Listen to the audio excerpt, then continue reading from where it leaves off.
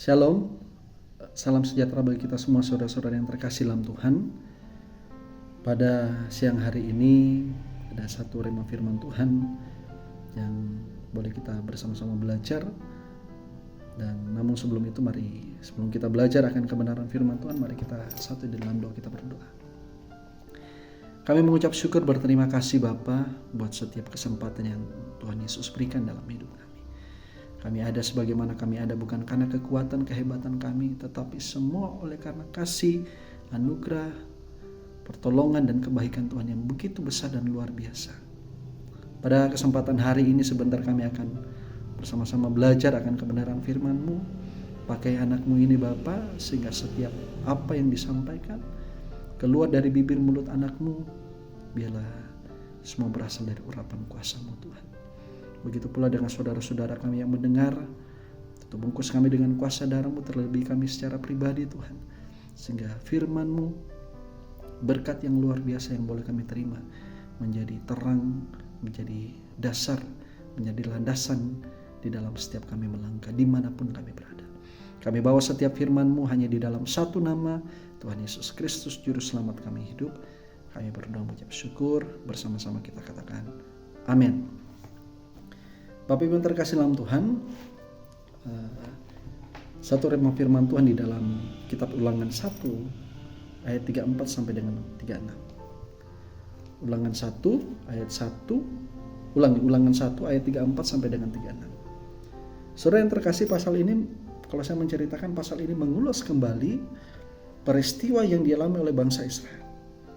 Bahkan kalau kita melihat dikatakan pada pasal sebelumnya, di pasal Ulangan 1 ayat 19, saudara bisa baca, ketika bangsa Israel mendengar kabar bahwa para pengintai membawa kabar berita bahwa negeri yang akan mereka duduki telah dijaga, telah dikuasai oleh orang Amori yang digambarkan memiliki tubuh yang besar, perawakan yang tinggi, atau bisa dikatakan seorang raksasa, sehingga berita ini yang dibawa oleh para pengintai justru membuat bangsa Israel mereka menjadi tawar hati, menjadi patah semangat, mereka mengeluh. Bahkan yang lebih fatal saudara, kalau saudara bisa membaca, justru mereka menentang dan memberontak kepada Tuhan.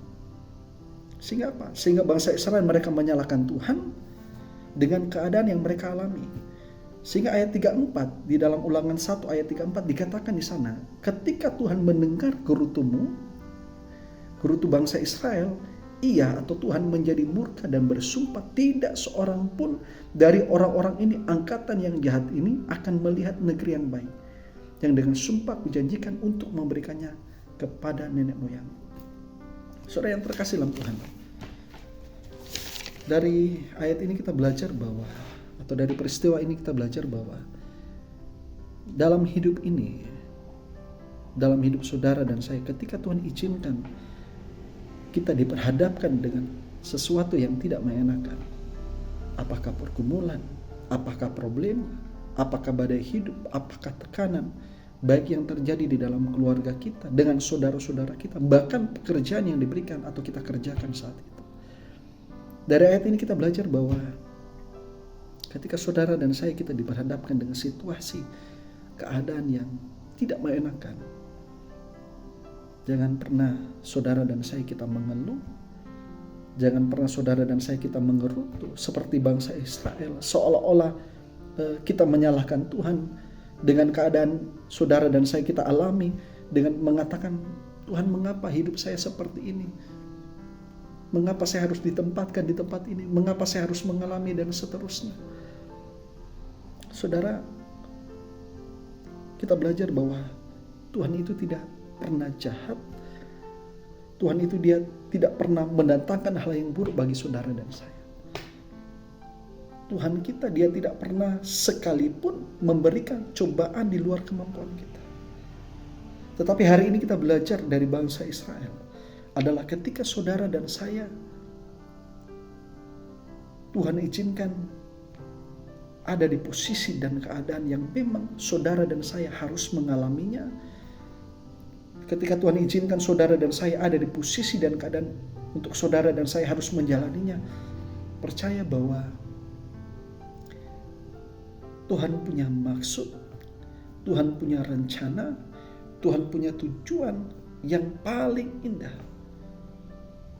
yang Dia sediakan buat saudara dan saya. Saudara yang terkasih, artinya dalam kelemahan kita, dalam ketidakmampuan kita, dalam ketidaksanggupan kita, Tuhan tidak pernah mengajarkan kepada saudara ketika kita diperhadapkan dengan keadaan situasi yang memang harus kita mengalami dan menjalaninya. Tuhan tidak pernah mengajarkan kepada saudara dan saya untuk kita mengeluh, untuk kita tawar hati, untuk kita menggerutu, bahkan kita memberontak dan menyalahkan Tuhan. Tetapi yang Tuhan izinkan dan mau adalah ketika saudara dan saya diperhadapkan dalam pergumulan hidup, dalam tekanan hidup, dalam badai hidup, dalam problema hidup, dan ketika saudara sudah merasa tidak ada jalan, ketika saudara merasa tidak mampu, ketika saudara dan saya tidak sanggup, ada dalam keadaan menyerah, yang Tuhan inginkan adalah saudara dan saya kita datang dan pandang kepada Tuhan. Ketika saudara dan saya datang dan memandang kepada Tuhan, Dia berikan kita kekuatan. Ketika saudara dan saya datang dan memandang kepada Tuhan, Dia berikan kita jawaban yang terbaik. Ketika saudara dan saya datang dan memandang kepada Tuhan, Dia berikan kita ketenangan. Ketika saudara dan saya datang dan memandang kepada Tuhan, Dia berikan kita kelegaan dan penghiburan. Sebab apa? Dari ayat 36 berkata, kecuali Kaleb bin Yefune, dialah yang akan melihat negeri itu, dan kepadanya dan kepada anak-anaknya akan kuberikan negeri yang diinjaknya. Karena apa? Karena dengan sepenuh hati ia mengikuti Tuhan. Belajar dari seorang Kaleb dan Yosua. Dikatakan ayat 6, mereka menjalani hidup bersama dengan bangsa Israel. Justru dikatakan mereka berjalan dengan sepenuh hati mengikuti Tuhan. Berjalan dengan sepenuh hati artinya Yosua dan Kaleb, mereka berjalan tanpa ada keraguan mengikut Tuhan. Yosua dan Kaleb, mereka berjalan dengan sepenuh hati. Artinya mereka berjalan dengan bersungguh-sungguh mengikut Tuhan.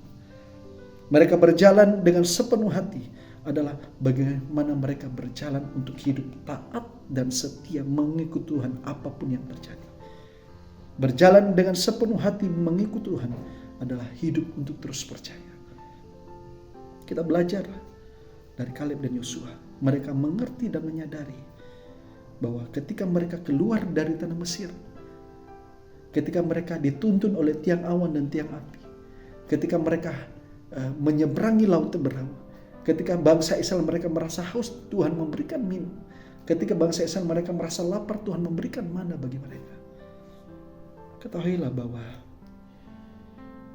ada tangan yang kuat, tangan yang berkuasa, tangan yang melakukan segala perbuatan-perbuatan ajaib, yang menuntun, yang menjaga, yang menolong bangsa Israel saat itu.